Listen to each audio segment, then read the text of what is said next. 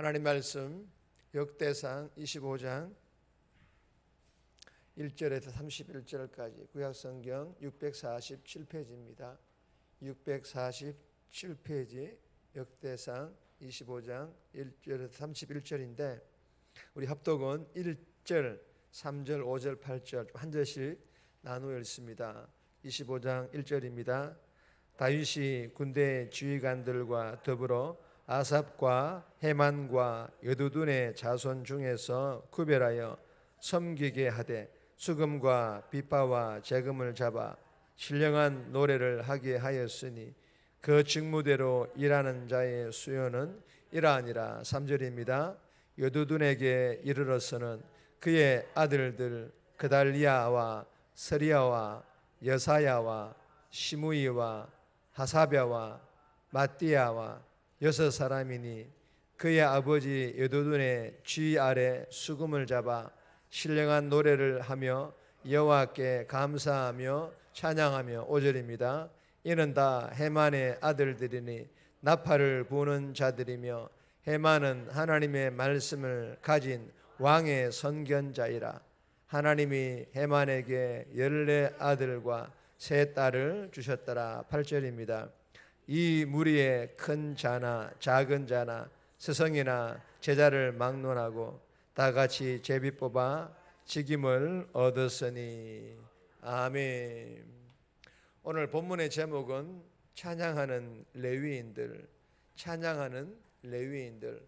오늘 본문은 레위인과 제사장의 조직을 정비한 이 다윗은 찬송을 맡은 레위인들 역시 24반열로 조직하여 아삽과 헤만과 여두둔의 쥐 아래 둡니다.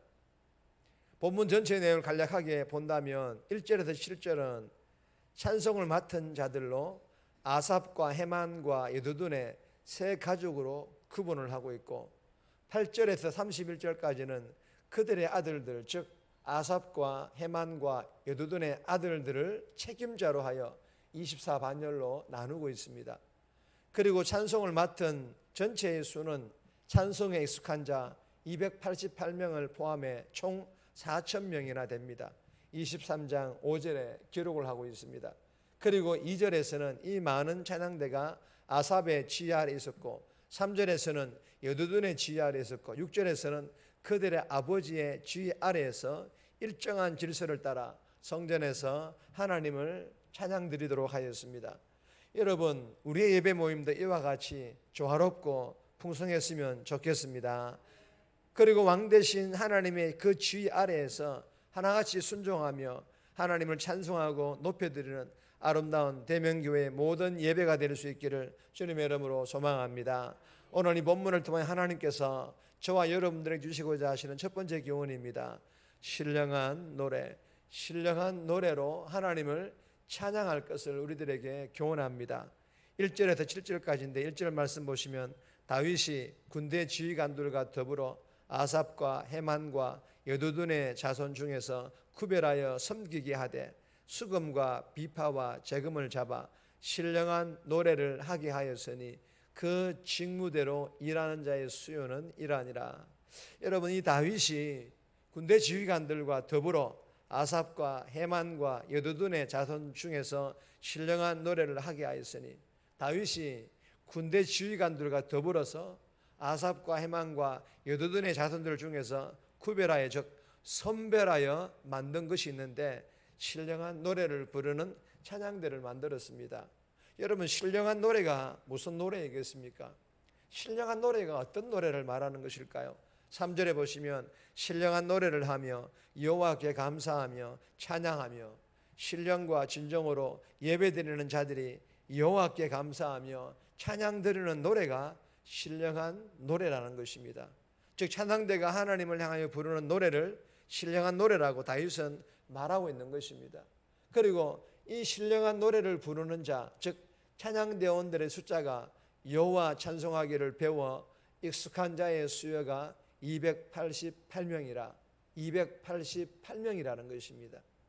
그리고 이 찬양대는 훈련받지 않은 오합지졸의 군사가 아닌 잘 훈련된 정예 군사, 특별한 목적을 가지고 훈련받은 군사들과 같이 수금과 비파와 재금이라는 악기를 전문적으로 다루는 자, 그리고 찬송하기를 배워 익숙한 자, 노래를 전문적으로 부르는 자, 지금으로 말하면 음악 전공자들을 말할 것입니다.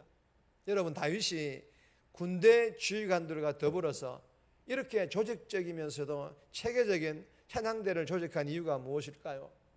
영적 전쟁을 치르기 위해서입니다. 영적 전쟁을 치르기 위해서입니다. 여러분, 구약의 시대의 모든 전쟁은 영적 전쟁으로 하나님께 속한 전쟁입니다. 이때의 전쟁은 찬양대가 최선봉에 서서 찬양을 부르며 전쟁이 시작되어집니다.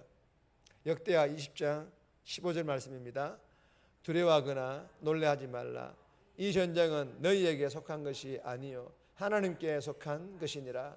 그리고 이 모압 자손과 암몬 자손과 세일산 자손들이 연합하여서 이스라엘 군대를 공격하자 이스라엘 여호사밧 왕은 이렇게 명령합니다. 역대하 20장 21절입니다. 백성과 더불어 의논하고 노래하는 자들을 택하여 거룩한 예복을 입히고 군대 앞에서 행진하며 여호와를 찬송하여 이르기를. 그러자 어떤 일이 일어났습니까? 이때에 어떤 일들이 일어났습니까? 22절입니다. 그 노래와 찬송이 시작될 때 여호와께서 복병을 두어 유다를 치러 온 암몬 자손과 모압과 세일산 주민들을 치게 하심으로 그들이 패하였으니. 무슨 말씀입니까? 한마디로 하나님께서 승리하게 했습니다. 찬양대를 최선봉으로 세워서 하나님을 찬양하기 시작할 때 하나님께서 복병을 두어서 승리하게 하셨다라는 것입니다. 물론 성전에서, 성막에서, 교회에서 하나님을 찬양 드리도록 만든 것이 찬양대이기도 합니다. 그러나 이 구약시대 때는 또 다른 목적이 있었다는 것입니다. 사랑하는 여러분, 본문을 통해 주시는 교훈이 무엇입니까? 찬양대도 중요합니다. 그러나 더 중요한 것은 신령한 노래를 부르는 자입니다. 신령과 진정으로 하나님을 향하여 찬양 드리는 한 사람 한 사람이 더 중요하다는 것입니다. 성령으로 충만하여, 회개 충만하여 그 성령의 통치하심과 다스리심을 따라 하나님을 찬양 드리는 그 한 사람 한 사람들이 더 중요하다는 것입니다. 이러한 한 사람 한 사람들이 합하여, 즉 찬양대로, 찬양단으로 한 마음이 되어 하나님을 찬양 드리는 것이 정말 중요하다는 것입니다. 그리고 찬양을 배워서 익숙한 자가 되어야 하는데 전문가, 전공자가 되라는 것이 아니라 찬양을 많이 부르라, 자주 부르라. 제가 어제 저녁에 예람 선교회를 섬기는 대표자이신 전영 목사님을 갑자기 통화가 되어가지고, 목사님 오늘 저녁에 시간 되니까 저녁에 한번 뵙으면, 저녁에 시간 되니까 만났으면 좋겠다고. 제가 어제 저녁에 사송 영락교회에 그 저녁 목사님을 만나서 한 2시간 정도 사역 나눔을 하고 왔습니다. 제가 그분의 얘기를 듣고 깜짝 놀랐습니다. 목사님, 저희 예람 단원들 중에 전공자가 한 명도 없대요. 저는 깜짝 놀랐습니다. 저는 대부분 다 전공자들인 줄 알았어요. 전공자가 한 명도 없대요. 그러면서 찬송을 자주 부른대요. 찬송을 많이 부르게 한대요. 그러면 전공자들보다 훨씬 이 일반인들이 이 배우는 속도가 빠르대요. 전공자들은 이 그 교만함이 있어가지고 음악에 대한 이런 좀 그게 있어가지고 프라이드가 있어가지고 참 그 고집이 그렇게 시대요. 근데 그렇지 않은 일반 사람들은요, 찬송을 많이 부르게 하고 자주 부르게 하니까 하나님께서 일치월장으로 성장하게 하시더라는 거예요. 저는 어제 그 얘기 듣고 깜짝 놀랐습니다. 여러분, 찬송을 많이 부르시기를 바랍니다. 자주 부르시기를 바랍니다. 그러나 여러분 꼭 기억하시기 바랍니다. 이 찬양은요, 세상 노래 부르듯이 내 흥에 취해서 나만 기쁘게 하는 것을, 그리고 제가 늘 말하지 않습니까? 찬양은 살아계신 하나님께만 영광 돌리는 것이며 살아계신 하나님을 기쁘시게 하는 것이며 나 또한 기쁘며, 그리고 찬양을 드리는 중에 찬양 가사를 통해 충분히 내가 은혜 받고 충분히 내가 변화될 수 있다는 것을 꼭 기억하며 찬양 드릴 수 있기를 소망합니다.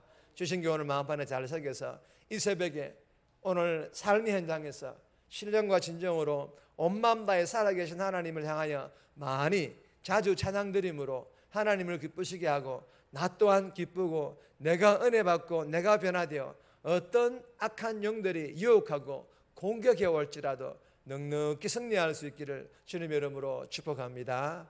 두 번 주시는 교훈입니다. 찬양의 시작은 말씀. 찬양의 시작은 말씀이라는 그런 교훈입니다. 5절에서 6절까지인데 5절 말씀 보시면 이는 다 해만의 아들들이니 나팔을 부는 자들이며 해만은 하나님의 말씀을 가진 왕의 선견자라.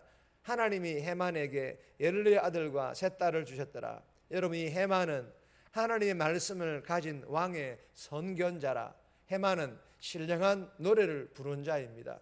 그런데 하나님의 말씀을 가졌다라는 것은 찬양의 근본은, 찬양의 시작은 악기를 다루는 것이나 노래, 즉 찬양을 부르는 것이 아니라 하나님의 말씀이라는 것입니다. 정말 중요한 교훈입니다. 제가 참 좋아하는 예배팀이 아이자야라는 예배팀입니다. 이 예배팀이 말씀을 가장 중요하게 여기고 말씀 중심으로 하는 그런 예배사역팀이라는 것입니다. 하나님 말씀을 가진 왕의 선견자인 해만뿐만 아니라 역대하 29장 35장에 아삽과 여두둔도 하나님의 말씀을 가진 선견자로 불리고 있으며 시편 39편, 50편, 62편, 73편에서 83편에 그들이 만들어 부른 찬양이 하나님의 말씀이 되었다라는 이 사실을 기록을 하고 있습니다.